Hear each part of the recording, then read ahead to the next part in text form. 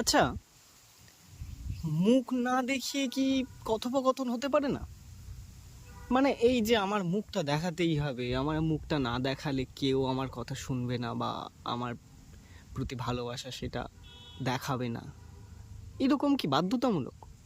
সে তো মুখ দেখানো মানেই ভালো ক্যামেরার সামনে এসে ফিল্টার ইউজ করা, মুখটা রং চঙিয়ে একটু নায়কের মতো করে তারপরে মুখ দেখানো। আমার ভালো লাগছে না, এই সব ভালো লাগছে না। আমি মুখ না দেখিয়েই বন্ধুত্ব করার জন্য এসেছি, একটু গল্প করবো, একটু আড্ডা মারবো, একটু ভুলভাল টপিক নিয়ে আলোচনা করবো, সেই কারণেই এসেছি। তো আমি জানি আমার মতো এরকম স্ক্রু ঢিলে লোকজনও পৃথিবীতে আছে, শুধু আমি একাই যে পৃথিবীতে আছি সেটা নয়। তো সেই নিয়েই কথাবার্তা হবে আজ থেকে এই চ্যানেলে। সবাই সঙ্গে থেকো, সাপোর্ট করো, একটা নতুন প্রচেষ্টা শুরু করছি। একটু লাইক করো, সাবস্ক্রাইব